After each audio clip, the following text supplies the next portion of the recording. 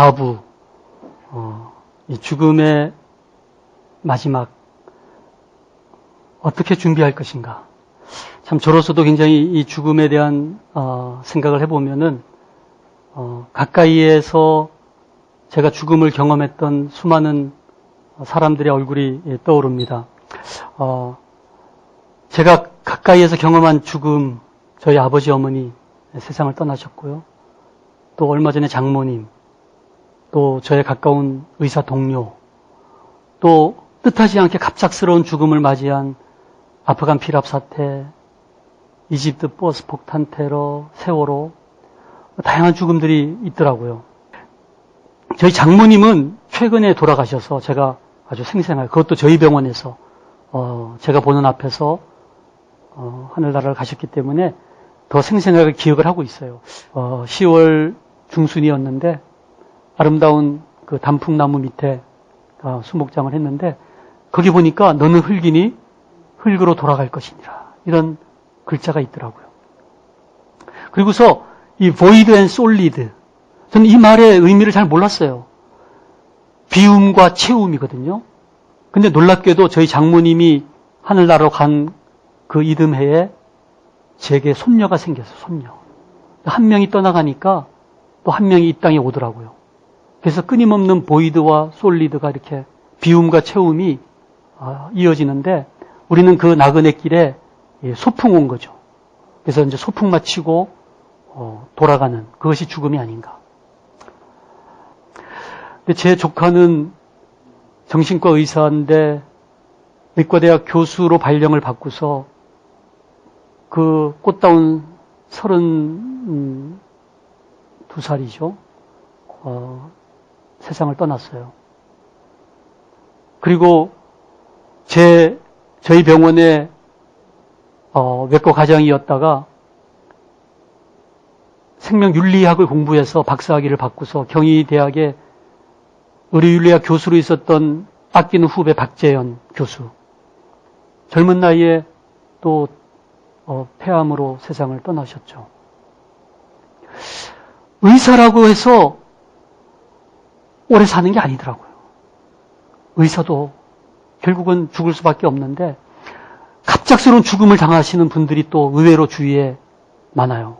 아프간 피랍 사태 때 맨 오른쪽에 심성민, 맨 왼쪽에 배영규, 맨 왼쪽에 심성민, 이 두 분이 살해를 당했는데 제가 그분들의 그 장례 절차를 책임 맡으면서 그분들의 시신도 보게 되고 그분들의 모든 장례 절차를 준비하면서 또 거기에 대한 죽음을 경험을 했습니다.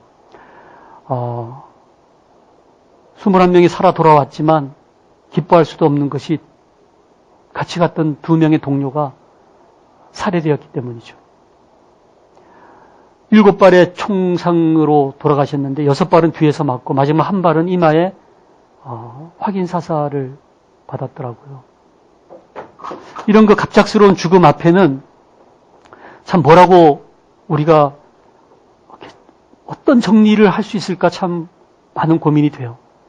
또 유가족이 남아있지 않습니까? 언젠가 우리가 이런 갑작스러운 죽음의 의미들을 또 하나하나 깊이 깨달아갈 때가 있을 거라고 봅니다. 세월호. 제가 주치의를 했던 제 환자는 남편이 세월호 주방장이셨어요. 근데 그 단원고 학생들이 돈가스를 좋아한다는 거예요. 그래서 200명분의 돈가스를 그 큰 가마솥에 펄펄 끓는 기름 위에 튀기고 있었는데 배가 기울어진 거예요. 그 뜨거운 기름을 다 뒤집어 쓰고 중화상을 입고서 마지막 힘을 다해서 복도까지 기어나가서 기절했는데 그때 선장과 선원들이 도망가다가 웬 자기를 걸거치는 게 있으니까 그냥 발로 툭툭 치고 자기들만 도망쳐서 살아난 거죠. 근데 그 다음에 파도에 휩쓸려서 주방에 처박혔다가 실종자 끝에서 3번째 발견됐어요. 근데 그 딸 둘의 아들 하나 다 직장을 그만두고 진도 팽목항에 가서 들어오는 시신마다 행여 아버지인가 싶어서 그 거죽더미를 들시면서 그 형체를 알아볼 수 없는 시신을 그 몇백 구를 본 거예요. 얼마나 그 마음에 그 트라우마가 심하겠어요. 이런 그 갑작스러운 죽음은 이제는 우리 주위에서 얼마든지 일어날 수 있기 때문에 나도 우리 가족도 어쩌면은 예외일 수 없는 그런 현실이라고 봐요. 제가 내과 의사로서 그동안 35년 의사 생활을 하면서 수많은 죽음을 살펴봤어요. 한 2,000명의 죽음을 지켜본 것 같아요. 근데 그 죽음을 너무도 확연하게 둘로 나눌 수가 있어요. 대부분의 죽음은 죽음이 자기에게 다가오는 것을 알면서 어떻게든지 그 죽음으로부터 도망치려고 발부둥치다가 그냥 끌려가듯이 끌려가는 그런 죽음을 맞이하는 사람이 대부분이에요. 그렇지만 소수의 사람들이긴 합니다만은 죽음이 자기에게 다가오는 것을 알게 되었을 때 그 죽음 너머의 그 무엇을 바라보면서 오히려 그 환한 미소로 그 죽음을 맞이하러 달려나가시는 분들이 계시더라고요. 저는 도대체 그 죽음 너머에 무엇이 있길래 어떤 사람은 막 도망가다가 끌려가듯이 죽음을 맞이하는데 어떤 사람은 환한 미소로 그 죽음을 맞이하러 나갈까? 우리가 그 죽음 너머에 대해서도 관심을 가져야 되지 않을까 생각을 합니다. 과연 죽음이 어떤 의미가 있을까? 또 종교적인 의미에서는 또 어떤 의미가 있을까? 우리가 죽음을 우리의 적이라고 원수라고 생각할 때가 많습니다만은 또 다른 측면에서 바라보면은 우리가 만일 죽지 않는다면은 우리의 인생은 완성이 될 수가 없을 거예요. 죽음이 있기 때문에 우리의 삶이 완성이 되고 또 그 죽음 너머에 어떤 천국이 있다면은 그 천국으로 들어가는 게이트가 되겠죠. 현관. 그 문을 통해서 천국으로 들어갈 수가 있는 거죠. 여러분들 아시는 그 헨리 나우엔 그 수많은 저서를 남겼는데 이분이 실은 하버드 대학의 교수였지만 자신의 그 어려운 논문들을 이 정신박약아들은 전혀 이해하지 못하는 것을 알고서 그들에게 뭔가 의미 있는 삶이 될 수 없을까. 그래서 그 라루시 공동체라고 이 정신박약아들이 살고 있는 그 공동체에 들어가서 그들과 함께 평생을 사셨지 않습니까?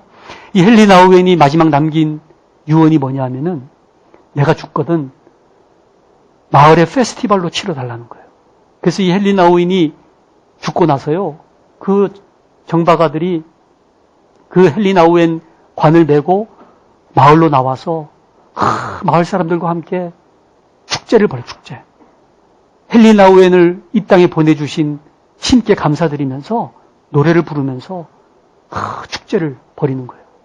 어쩌면은 이 죽음의 또 다른 동전의 양면을 보면은 그것이 슬픔의 이별이기도 합니다만은 삶의 완성이고 천국의 입성이고 그런 양면이 있다는 거죠.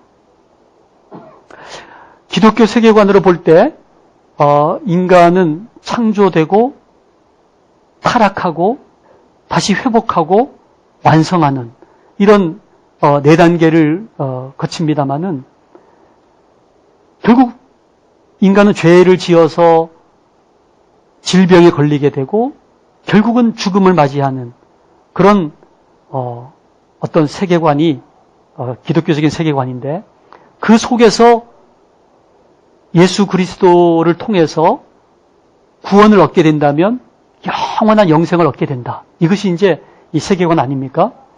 그래서 제가 한번 이렇게 도표를 만들어 봤어요. 육적인 일생은 우리가 B와 D 사이다. 인생은. 그래서 birth와 death 사이에 초이스가 인생이다. 이렇게 얘기를 합니다. 그렇지만 알고 보면은 B가 있기 한참 전에 assumption, 하나님의 섭리 속에 A가 있었다는 거죠. 계획.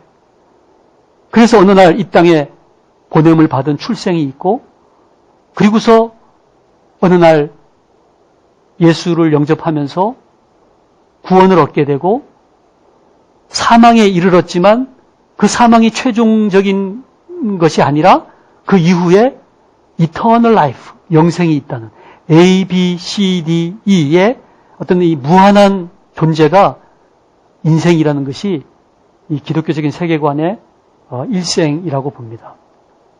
그래서 이 땅에서의 삶이 어떤 이것으로 마감되는 삶이 아니라 이후의 삶을 위한, 그렇기 때문에 이 땅에서 겪는 고통이 어쩌면 영생을 누리기 위해서 우리를 훈련시키고 우리의 모난 성격과 우리의 모난 성품을 바로잡는, 그래서 천국에서 살 수 있는 성품으로 우리를 변화시키는 어떤 그런 성화의 과정이 아닌가, 그렇게 보는 부분이 있다는 거죠. 퀴블러-로스가 인간은 5단계의 그 죽음의 과정을 밟는다고 얘기를 했었죠. 막 부정하는 거예요.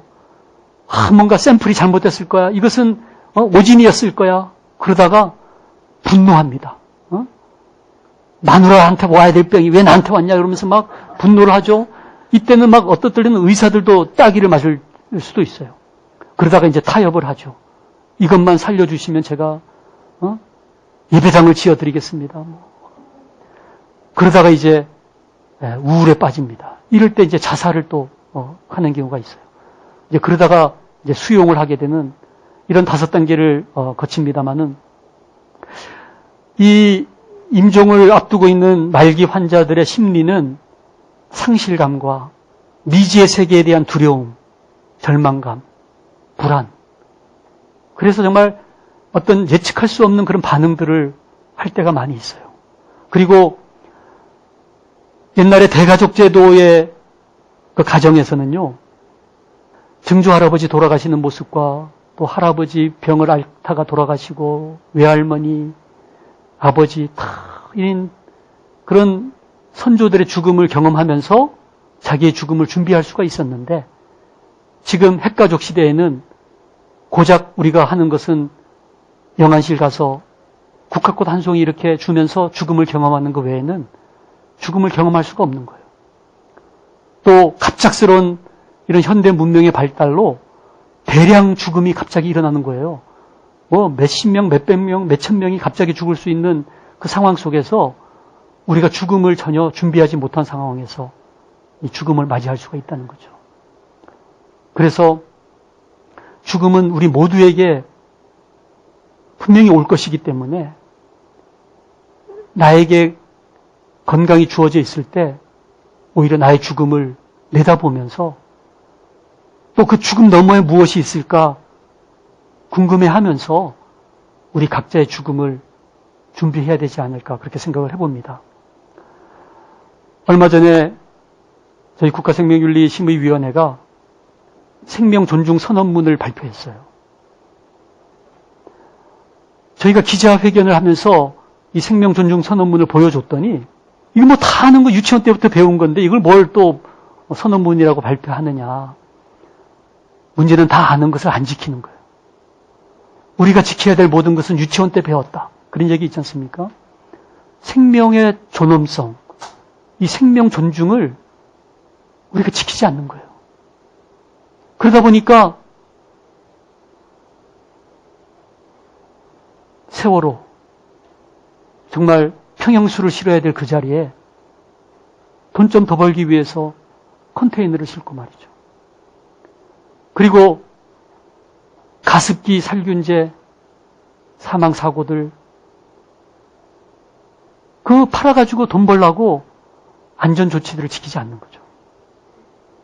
그래서 저희가 다 아는 것임에도 불구하고 우리 모든 국민이 함께 읽을 수 있는 생명 존중 선언문을 만들어야 되겠다. 그래서 4가지 핵심 가치를 정리를 했어요. 모든 생명은 나 스스로가 지켜내야 된다. 생명의 책임성. 자살해서는 안 된다. 내가 지켜내야 되고 우리가 함께 지켜내지 않으면 그 누구도 나의 생명을 돌봐주지 않는 거죠. 생명의 평등성. 돈이 많고 가난하고 간에, 남자고 여자고 또는 종교와 국적과 인종에 관계없이 그 어떤 생명도 존중받아야 된다는 거죠. 그리고 생명의 안전성, 우리의 기업과 우리의 국가가 이 생명의 안전성을 지켜줘야 돼요. 아주 촘촘한 생명의 안전망을 만들어서 그 누구도 그 안전망을 빠져나가서 죽음으로 내몰리는 일이 없도록. 마지막은 생명의 관계성입니다. 아버지, 어머니가 아이를 죽이고 자녀들이 부모를 살해하는 참 혼돈스러운 시대를 살고 있지 않습니까? 관계를 회복해야 되고 우리가 공동체의 일원으로서 나의 생명이 소중한 것처럼 다른 사람의 생명을 소중히 여기면서 우리가 이것을 나부터 실천하고 우리 가정에서 또 학교에서 기업에서 우리 국가와 온 인류 지구촌 안에서 이 생명의 소중함을 우리가 지켜내야 되지 않을까. 그러면서 우리의 죽음도 이 생명을 존중히 여기는 이 밑바닥 속에서 우리의 죽음을 준비할 수 있지 않을까. 이렇게 생각하면서 여기 계신 우리 한 분 한 분, 신이 허락한 나의 생명이 주어지는 그 시간까지 최선을 다해서 또 다른 사람을 배려하면서 사랑하면서 멋지게 살아가는 그런 멋진 인생이 되기를 바라겠습니다. 감사합니다.